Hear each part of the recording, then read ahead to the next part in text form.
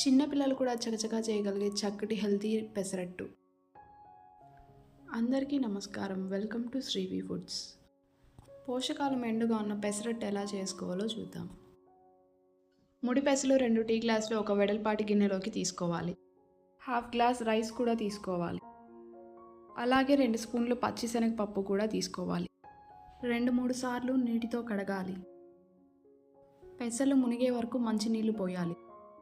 రాత్రంతా లేదా 6 నుంచి 8 గంటల పాటు నానబెట్టాలి. రాత్రంతా నానబెట్టిన పెసలు స్ట్రెయిన్ చేసి వాటర్ పక్కనుంచుకోవాలి. మిక్సీ జార్లోకి 1/2 స్పూన్ జీలకర్ర తీసుకోవాలి. అలాగే రుచికి సరిపడా ఎండుమిర్చి, ఇంకా సాల్ట్, 1 ఇంచు కట్ చేసుకున్న అల్లం ముక్క. అల్లం, జీలకర్ర, ఎండుమిర్చి కోర్స్గా గ్రైండ్ చేసుకున్న తర్వాత నానబెట్టి పక్కనుంచిన పెసలు మిక్సర్లోకి యాడ్ చేసుకోవాలి. పెసలు కచ్చా పచ్చగా గ్రైండ్ చేసుకున్న తర్వాత కొద్దిగా వాటర్ యాడ్ చేసుకుంటూ మెత్తటి పేస్ట్లా గ్రైండ్ చేసుకోవాలి. మెత్తగా గ్రైండ్ చేసుకున్న పెసరట్టు బ్యాటర్ని ఒక బౌల్లోకి ట్రాన్స్ఫర్ చేసుకోవాలి.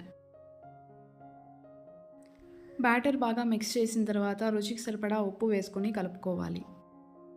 బ్యాటర్ కన్సిస్టెన్సీ మరీ పల్చగా కాకుండా మరీ గట్టిగా కాకుండా మీడియంగా కలుపుకోవాలి. స్టవ్ పై ప్యాన్ పెట్టి హీట్ అయిన తర్వాత ఒక గరిట పెసరట్టు పిండి వేసి స్లోగా అట్టు రుద్దాలి. ఆయిల్ వేసి దోరగా కాల్చిన తర్వాత మరోవైపు తిప్పాలి. దోరగా కాల్చిన వేడి పెసరట్టు ఇంకా అల్లం చట్నీ లేదా పల్లీ chutney. Don't forget to subscribe to Srivi foods. Thanks for watching.